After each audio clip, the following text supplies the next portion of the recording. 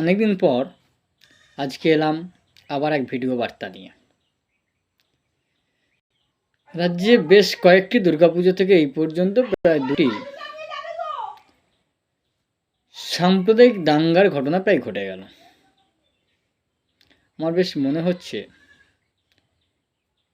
সেই জ্যোতিবাবু এবং বুদ্ধদেব বাবুর সেই বলা উক্তি, সরকার না চাইলে দাঙ্গা হয় না। আচ্ছা বলুন তো, হাওড়া শ্যামপুরের যে ঘটনাটা, সেখানে যে একটি ভুল একটা সংগঠন বা একটা কমিটি ভুল করেছিল, সেই ভুলটাকে নিয়ে যে একটা সম্প্রদায়ের মনে হয়েছিল তাদের সম্প্রদায়কে অপমানিত করা হলো। তারা যখন থানায় অভিযোগ করলো, সেই অভিযোগ করার পরেও প্রশাসন কেন সেখান থেকে সেই ছবিটা সরালো না সরানোর ফল কি হলো? আরও একটা ভয়ঙ্কর রূপ নিল, যেটা কখনোই কাঙ্ক্ষিত নয়, যেটা আলোচনার মধ্যেই মিটিয়ে নেওয়া যেত। কথাবার্তা বলে যে ওই কমিটির সঙ্গে কথাবার্তা বলে ব্যাপারটা মিটিয়ে নেওয়া যেত। থানায় অভিযোগ হলো, পুলিশ ও প্রশাসনও সেখানে কোনো রকম হস্তক্ষেপ করলো না। তারপর অনাকাঙ্ক্ষিত ঘটনা ঘটে গেল। তারপরে কি হলো? বহু ক্ষুদ্র ব্যবসায়ীর দোকান পুড়ল, গরিব মানুষের ঘর পুড়ল, এবং মস্তানদের দাপাদাপি বাড়ল। সাম্প্রতিককালে মুর্শিদাবাদের বেলডাঙায়, সেখানেও দেখলাম, আচ্ছা এই সমস্ত কমিটিগুলো কি করে সাহস পায়? কে এদেরকে সাহসের যোগান দেয় যে এত বড় একটা অশ্লীল গালাগালি করে একটা সম্প্রদায়কে অপমানিত করা? আচ্ছা এটা কোন ধর্মের মধ্যে পড়ে যে একজনের যাদের একটা ধর্মবিশ্বাস, সেই ধর্মবিশ্বাসের আঘাত হানা এবং অশ্লীল ভাষায় গালিগালাজ করা? গেটের লাইটিং দেখলাম, লাইটিংটা একটা অশ্লীল ভাষা লেখা, একটা অন্য সম্প্রদায়কে উল্লেখ করে,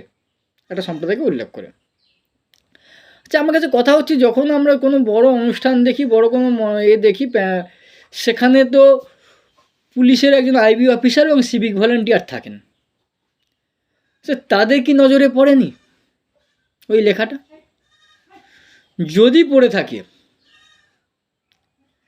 তারা কি পদক্ষেপ করেছিলেন? তারা কেন যখনই ওটা তাদের চোখে পড়েছে, তারা তৎক্ষণাৎই কেন যে আলোকসজ্জায় যে দায়িত্বে ছিল, সেই আলোকসজ্জার সংস্থার যে মালিক,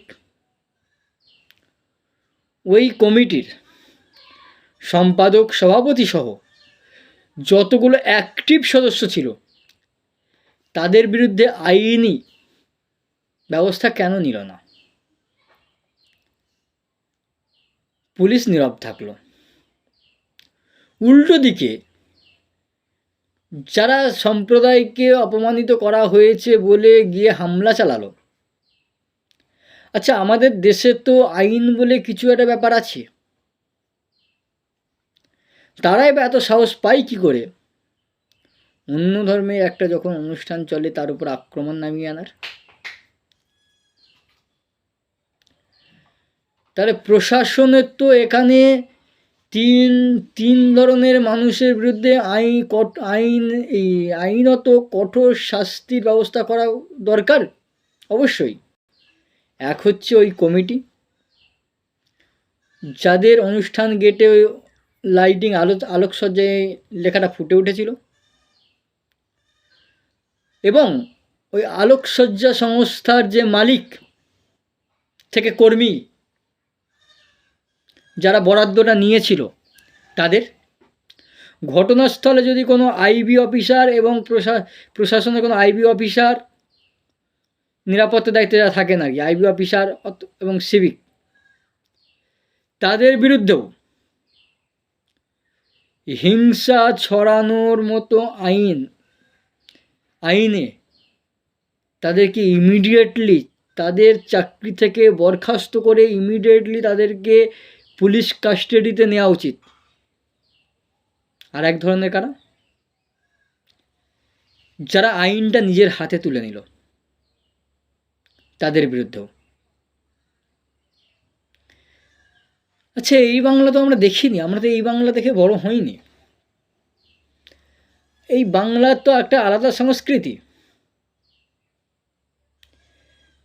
বা আমি যেই সময়ে জন্মেছি, আমি তিনটে মুখ্যমন্ত্রীর পিরিয়ড আমি দেখেছি। ছিলেন প্রবাদ প্রতিম কমিউনিস্ট নেতা জ্যোতিবাবু, ছিলেন আর এক প্রবাদ প্রতিম কমিউনিস্ট নেতা বুদ্ধদেব ভট্টাচার্য, এবং বর্তমান মুখ্যমন্ত্রী মমতা ব্যানার্জি।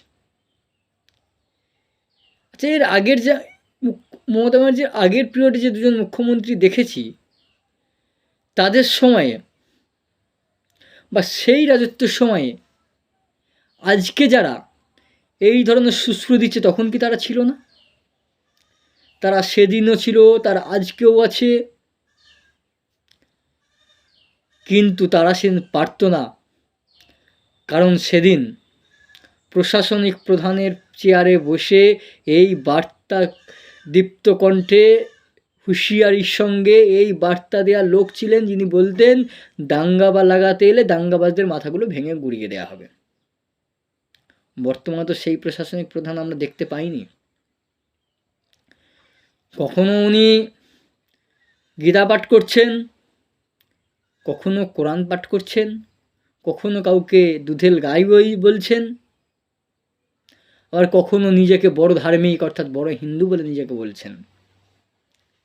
আচ্ছা, তার আগে যে কটা মুখ্যমন্ত্রী ছিলেন, আমি যদিও সবাইকে আমি আমার জ্ঞানে দেখিনি, বা সকলের সম্পূর্ণ সময়টা আমি জ্যোতিবাবুর কিছুটা সময় দেখলেও সম্পূর্ণ সময়টা আমি দেখিনি, কিন্তু তাদের সময় যত পত্রিকায় আমি দেখেছি বা বিভিন্ন পত্রপত্রিকা ঘাটাঘুটি করে, এবং বয়স্ক যারা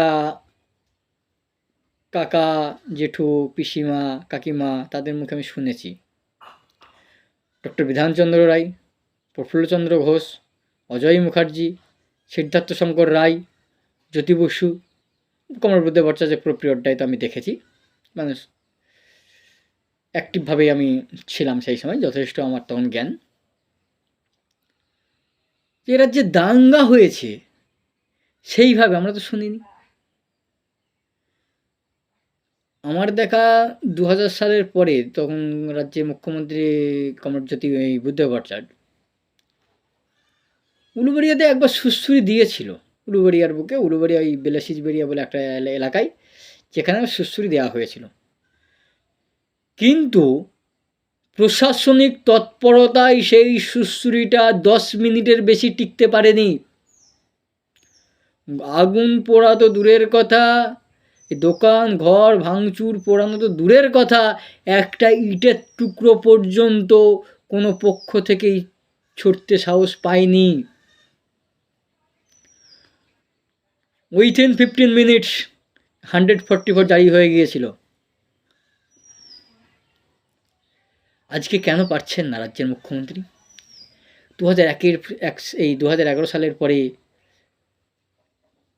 খড়গপুর দাঙ্গা, কালিয়াচক দাঙ্গা, আমরা দেখছি আমাদের জেলার ধুলাগড়, খোদ বাগনানেও একবার, যে সাম্প্রদায়িক সম্প্রীতির পীঠস্থান বলে আমরা জানতাম, আমার যেখানে জন্মভূমি, সেই বাগনানেও 2011 সালে ক্ষমতায় আসার পরেও একবার চেষ্টা হয়েছিল, কিন্তু যাক, বাগনানের শুভবুদ্ধি সম্পন্ন মানুষ, এখানে প্রশাসনের কোনো তৎপরতাই নয়, বাগনানের শুভবুদ্ধি সম্পন্ন মানুষ সে একসঙ্গে সেই চক্রান্তকে রুখে দিয়েছিলেন।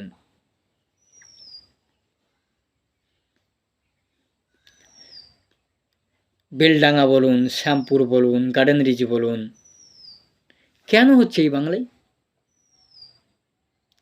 আরে আমরা জানি ভারতবর্ষের স্বাধীনতা ইতিহাসে, স্বাধীনতা আন্দোলনের ইতিহাসে বাংলা যেটা আজকে ভাবতো, সারা ভারত সেটা তার 1 বছর পরে ভাবতো।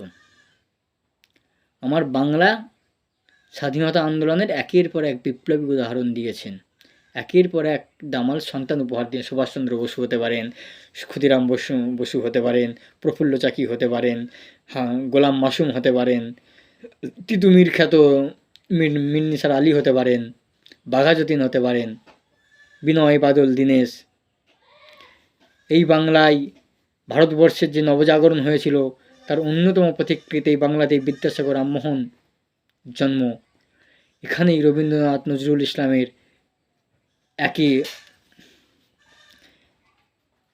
জন্ম হয়েছে। যে শ্যামাসঙ্গীত আজকে মন্দিরে বাজে, সেই শ্যামা সঙ্গীতের প্রণেতা কাজী নজরুল ইসলাম। এটা একটা আশ্চর্য ব্যাপার। বিভিন্ন মন্দিরে যে সানাই আমরা শুনতে পাই, সেই সানাইয়ের বিখ্যাত যে সানাই শিল্পী, ওনার নাম হচ্ছেন বিসমিল্লাহ খান। আমার বাংলা তথা ভারতবর্ষে আমরা একসঙ্গে দেখে অভ্যস্ত ডুয়েট গান হচ্ছে, একদিকে লতা মঙ্গেশকর তো অন্যদিকে মোহাম্মদ রফি। আমরা ক্রিকেট ময়দানে দেখেছি 22 গজের ক্রিকেটে মোহাম্মদ আজহারউদ্দিন এবং সচিন টেন্ডুলকারের দাপাদাপি। এক প্রান্তে মোহাম্মদ আজহারউদ্দিন, অন্য প্রান্তে সচিন টেন্ডুলকার। আমরা দেখেছি আমাদের কলকাতার ইডেন গার্ডেন মাঠে যখন খেলতে নামতেন তৎকালীন ভারত অধিনায়ক মোহাম্মদ আজহারউদ্দিন, তার যে সেই কবজির মোচড়ে যে বল, একের পর এক বল যখন ওই বাউন্ডারি পার করতেন, তখন আমাদের কারোর মধ্যেই কিন্তু এটা আসেনি যে মোহাম্মদ আজহারউদ্দিন মুসলিম। আমরা জানতাম, আমার ধারণায় ছিল বা আমরা জানতাম যে ওই মনমুগ্ধ করা বিশ্ব ক্রিকেট প্রেমীর মনমুগ্ধ করা যে কবজির মোচড়ে একের পর এক বল বাউন্ডারি ওপারে পাঠাতেন, তিনি ছিলেন ভারত অধিনায়ক।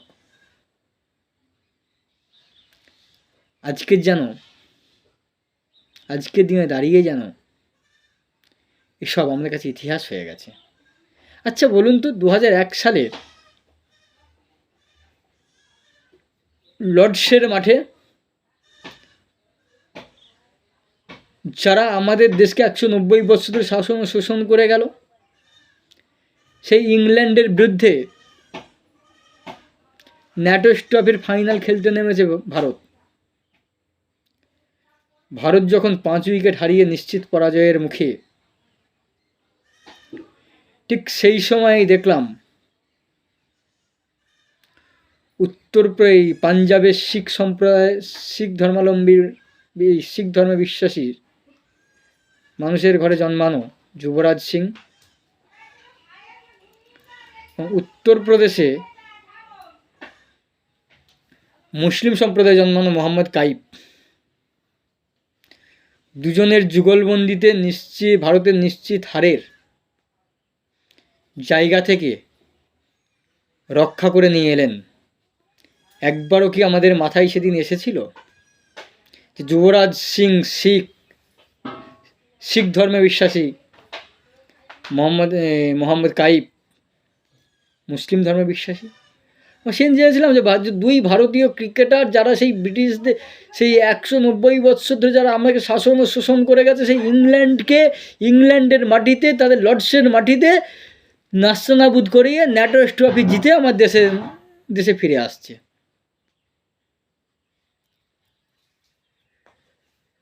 হঠাৎ করে মুর্শিদাবাদে বেলডাঙ্গা ঘটছে, ধুলাগড় ঘটছে, শ্যামপুর ঘটছে, খড়গপুর ঘটছে।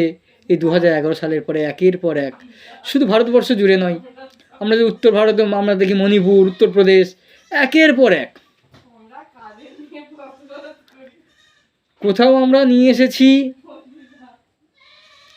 আচ্ছা, আর একটা জিনিস আমরা ইদানিং খুব শুনতে পাই, লাভ জিহাদ। কি লাভ জিহাদটা কি? কোনো হিন্দু ছেলে ওই মুসলিম ছেলে সে যদি একটা হিন্দু মেয়েকে বিয়ে করে, বলা হচ্ছে, সেটা তারা ভালো প্রেম করে, তারা নিজের পছন্দে ভালোবেসে তারা বিয়ে করছে, সেটাকে বলা হচ্ছে লাভ জিহাদ। আচ্ছা, যে গরিব হিন্দুদেরকে বুঝিয়ে বাজিয়ে, ভুল বুঝিয়ে, তাদেরকে প্ররোচিত করিয়ে ধর্মান্তরিত করা হচ্ছে, মুসলিম ছেলে বিয়ে করছে। আচ্ছা বলুন তো, লোকসভার বর্তমান স্পিকার ওম বিড়লা, তার মেয়ে কদিন আগে একটি মুসলিম ছেলেকে বিয়ে করলেন। আচ্ছা, লোকসভা যিনি স্পিকার সেই ওম বিড়লা, তাকে কে ভয় দেখালো? আচ্ছা বলুন তো, লালকৃষ্ণ আদবানির জামাইকে, মোহন ভাগবতের জামাইকে, একটা গরিব ছেলে, সে যদি একটা গরিব ছেলে মেয়ে তারা যদি ভালোবেসে অন্য সম্প্রদায়ের কোনো মেয়েকে বিয়ে করে ফেলে, সেটা লাভ জিহাদ হয়ে গেল। সেই জন্য এখন আমাদের রাষ্ট্রনায়ক, আমাদের কি বলে, ওই উত্তরপ্রদেশের যোগীজি আর দেশের প্রধানমন্ত্রী মোদিজি, এটাকে নিয়ে যদিও খুব প্রচার করছেন দুজনের দল, যে লাভ জিহাদ, লাভ জিহাদ, তারা ভালোবেসে বিয়ে করছে, তাদের লাভ জিহাদ। তাতে লাভ জিহাদ যদি হয়, সবার আগে তো ধরতে হবে আরএসএস প্রধান মোহন ভাগবত, বিজেপির বর্ষীয়ান নেতা লালকৃষ্ণ আদবানি, বর্তমান লোকসভার স্পিকার ওম প্রকাশ বিড়লা, তাদের তিনজনেরই মেয়ে যারা মুসলিম ছেলেকে বিয়ে করেছে। তারা করলে দোষ নেই, লাভ জিহাদ হয় না, আর গরিব ছেলে মেয়েগুলোর জন্য লাভ জিহাদ।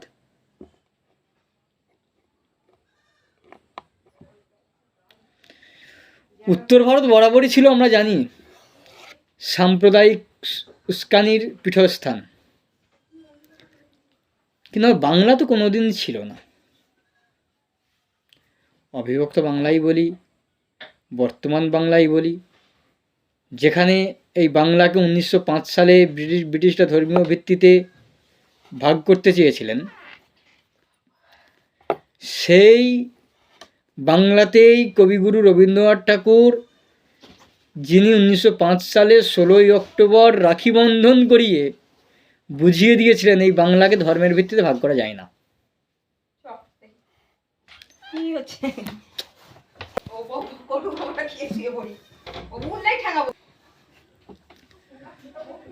তো সেই